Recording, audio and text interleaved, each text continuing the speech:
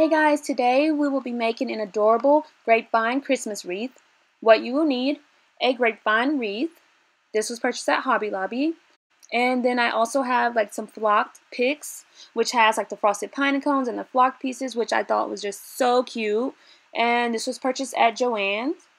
I also have some frosted pine cone picks, which again were purchased at Joann's. I believe these were both like either $1 or $1.50, so it was a really good price. I also have white flower bundles. These were actually purchased at Hobby Lobby for $1, I believe.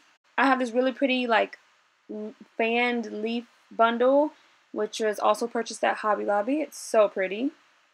And then I also have some really pretty 5/8 inches in width ribbon, like a frosty white and also like a silver shimmer. So cute. You will also need floral wire and scissors. But you can add in whatever embellishments, whatever picks you'd like. They have such a wide variety to pick from at both stores, so just have fun with it and make it your own. Alright, let's get started.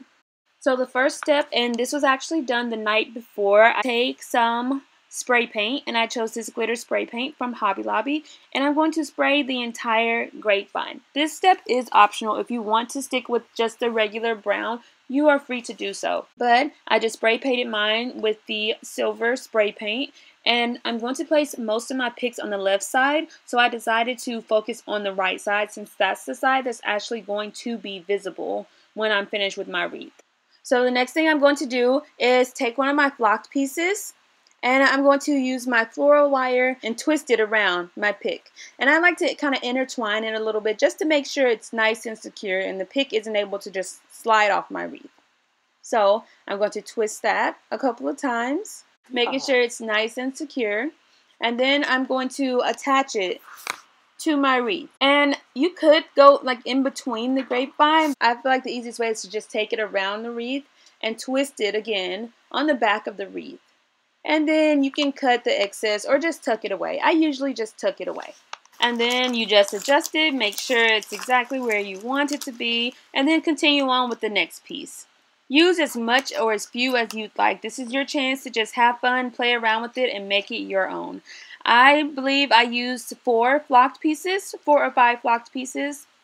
So I like to kind of get an idea of where I'm going to place everything before I start anchoring it down.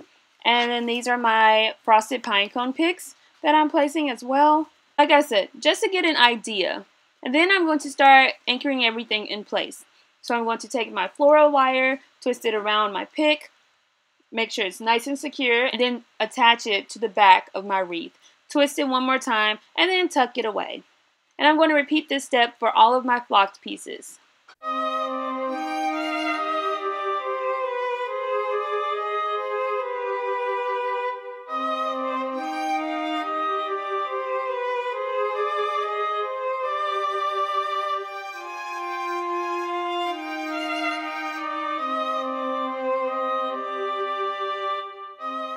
So I have all of the flocked pieces in place. Now I'm going to add my frosted pine cones. And I'm going to do the same thing. Take the floral wire, twist it around my pick, anchor it in place, and then twist it to the back of my wreath. And I'm going to repeat this step for all of my pine cone picks.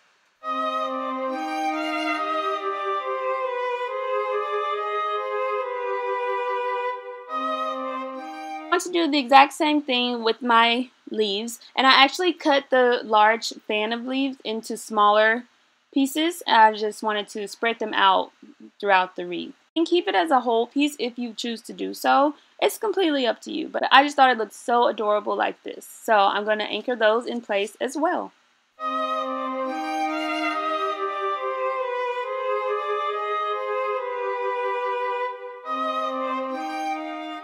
And next I'm going to anchor my adorable white flower picks in place, and I love that you can kind of bend it forward so that the flower isn't facing the top of the wreath. You can actually see the bundle of flowers from the front of the wreath. So I'm just adjusting that and putting them all in place, and then I'm going to do the same steps I've used to place everything else to the wreath.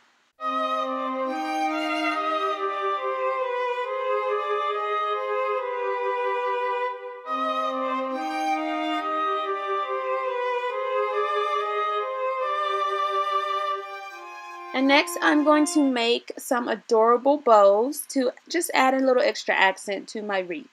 I'm going to take my bow wire, fold it in half, and place it down on the Bodabra. To take my silver glitter shimmer piece, and I believe it's about 22 inches in length. I'm going to fold it in half to find the center, and I'm going to scrunch. Fold it in half, bring the front and the back up, and place it down on my Bodabra. And I'm going to make a loop. And I usually just try and estimate these loops, but I'm going to scrunch and twist and place it down. And I'm going to do the same thing with the other side. Scrunch and twist and place it down. If you want a certain size, then use the measuring tool on the mini Bodabra to help you estimate the exact size. But it's not a huge deal to me. So I'm going to do the same thing with the white frosted piece. Fold it in half to find the center. With the wrong side of the ribbon facing up, I'm going to scrunch and place it down. And then I'm going to do the same steps. I'm going to make a loop, scrunch, and twist, and place it down. Make a loop, scrunch, and twist, and place it down. Just like that. And now I'm going to go back to my first piece, the silver, and I'm going to scrunch one more time, but I'm not going to make a loop this time. And then the same thing with the other side. Scrunch and place it down. And repeat those steps with the frosted piece. Now, you can make your ribbon as long or as short as you'd like. The longer you make it, the more loops you're going to have. So it's completely up to you. Just have fun with it and make it your own.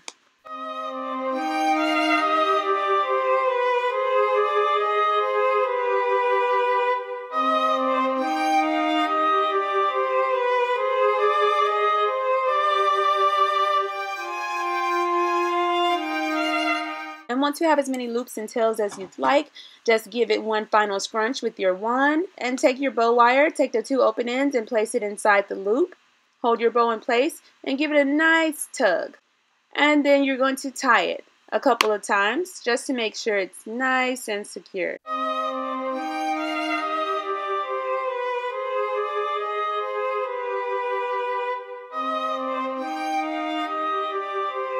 And then when you're done, you're going to just cut away the excess bow wire.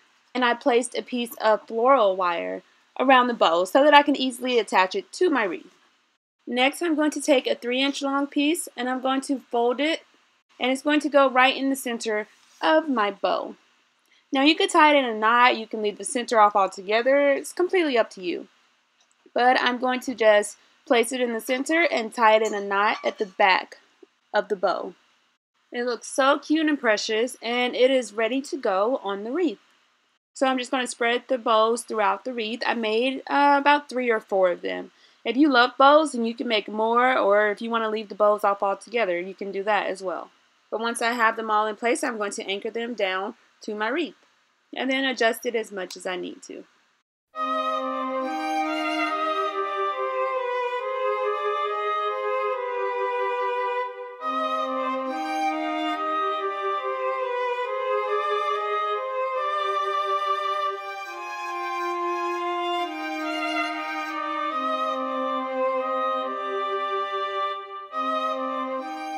Alright, so this is the finished product. It looks so cute and precious. The theme for this wreath is Winter Wonderland, but check out your craft store and you can make whatever theme you choose. You can really be creative, have fun with it, and make it your own. But it's so precious and adorable.